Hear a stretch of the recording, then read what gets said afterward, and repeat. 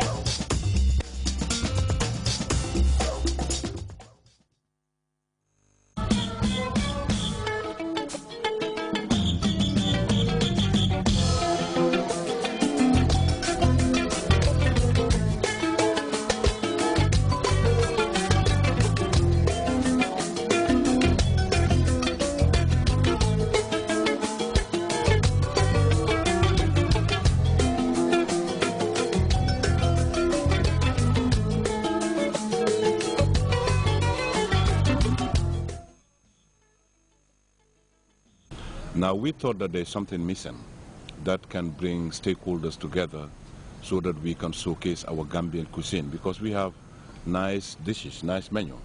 But how do we introduce this food and menu to our visitors? Okay. So we thought we can only do this by bringing in stakeholders in the tourism industry and showcase our food and our beverage. Beverage here would mean wonjo, ditach, whatever you call it. We have all these things.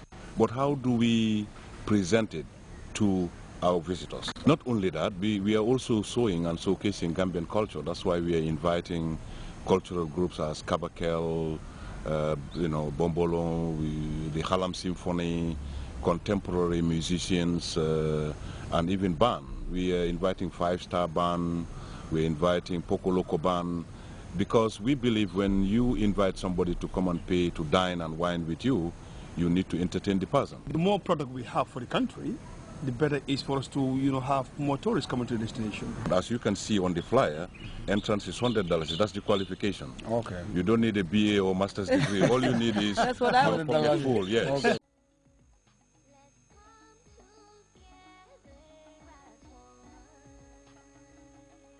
Good evening and welcome to the expedition. In today's special expedition program, we will be looking into preparations as regards the Food and Beverage Festival slated for the 8th and the 9th of February 2014. Like the preceding program, today we are going to focus on that, but we'll also look at what preparations are on the way, as well as talk to a couple of tourists here at Green Mamba as part of the places where the festival is going to be held, since it will be done here alongside Jakarlo. Expedition in the Gambia.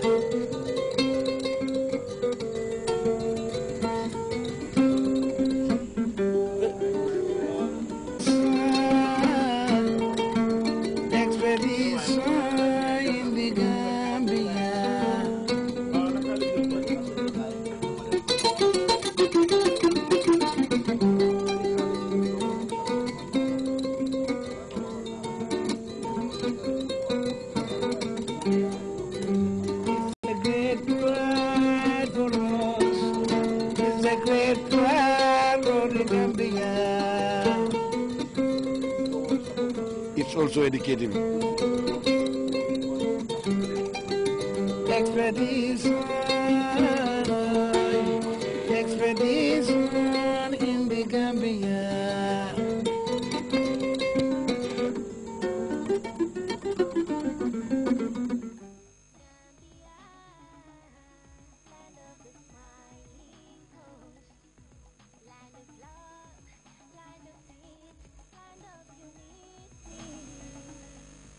We are right here again at Green Mamba, and in front of us is the proprietor of Green Mamba, Mr. Tony Taban. Tony, in preparation for this year's Food and Beverage Festival slated for the 8th and the 9th of February, what underground work are you people doing right now as we see tourists around us and perhaps relating to information dissemination regarding this Food and Beverage Festival? Well, yes, hi, good evening again. I'm privileged that you're in my place tonight to see how it is in action at night. Preparations we've done has started a long time ago. We've been preparing for this for many years because Green Mamba is a kind of a place owned by Gambian staff, Gambian cuisine, and just as you noticed, everybody's sitting happily in a very beautiful outdoor setting. This is a typical example of how Gambian cuisine and food can be showcased. It doesn't have to be always like one plate of benachin or something like that. It can be also the ambience. You've got a place in the Gambia, people come in here, sometimes they look around and they say once we come in, it looks like we're not in Gambia anymore. But this is exactly what they're looking for, huh? They're looking for this kind of nature, they're looking for outdoor, the weather is perfect for it. And this is exactly what we're trying to show people. You can take the level of cuisine and gastronomy in the Gambia and take it to another level which is going to qualify anywhere else in the world. This you can put anywhere in the world and it's going to qualify, it's going to fit. And this is exactly what the whole product of tourism, to develop it, to raise the quality, what they always said, raise the quality of tourism. That's what we're going to showcase now. Okay, like you said, you've just mentioned benachin, you whetting my appetite. Yeah. But now, as regards your Food and Beverage Festival, the naturality of Green Mamba, the place where it is going to be held alongside Jakarlo, what exactly, or what are the things which the people who are going to attend this program should expect as of now? Okay, that's a good question. I did say benachin because that's what people are used to. Now, Green Mamba is known for taking Gambian smell, Gambian food, Gambian spices, and present it in such an incredible way. Right now, I have a Mongolian wok buffet. It's a Mongolian wok buffet, Mongolian concept, style of dining, but everything in there is Gambian. So Gambian doesn't only have to be benachin with fish, it can be fused into a very beautiful way of presenting it. And that's what Green Mamba qualified in doing. And those are the things you're expecting to see at the festival? These are the things we're going to show people, how Gambian taste and smell can also be fused in such an incredible way. It doesn't always have to be what you know. It can be, we have some different sauces you're going to see later. It's the Domoda sauce and so on. But the way we present it, the way we cook it, ingredients we use, it's such a different way from what people are used to. This is the style I'm going to show. You've just said a Mongolian concept in Gambian style. I may love to see that in the next minutes or so. Okay. There's something called a Mongolian concept. There's no such thing as a Mongolian restaurant. Most people don't know that. Mongolia is part of China. But there's a concept called Mongolian. That means purely that, according to legend, when Genghis Khan was traveling, conquering, he was very successful because he took everything with him. They took the herd with them, the cows with them, the women with them.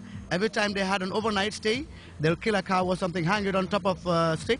Then all the warriors will go and take their knives, cut a piece of it, all raw, put it in, they turn their shields around on the fire and they put that in there, looking like a wok. That's the concept. That's what it means by a Mongolian concept. That means everything is raw. You choose everything what you want to choose, even the onions, even the sauces, and then you fuse it yourself and we cook it for you. And we're going to have all these things at the Food and Beverage Festival? We're going to have all that and a lot more than that in the Food and Beverage Festival. Okay, now let me talk to the marketing guy, my man, Adama, in his simplistic style today. Adam, I hope you've not over-enjoyed yourself as far as the day and the preparation of this Food and Beverage Festival is concerned. No, I'm just taking it easy, Modu. I think, Tony has said it all. The Food and Beverage Festival is to showcase what the Gambia has to offer to the outside world. Because when it comes to tourism, it's not all about land, it's not all about sea, sun. There's more to it, there's more to it. And the purpose of GT Board and the Ministry of Tourism and Culture bringing this concept is to have it an all year round tourism destination for the Gambia. But we can only have that if we have products like this. So the Food and Beverage Festival is here to stay. We're going to showcase for 2 days full of fun. Families are all invited to come and see, as Tony said, what the Gambia has to offer when it comes to cuisines. Okay, we expecting to see different varieties of whatsoever you call it, different menus concerning what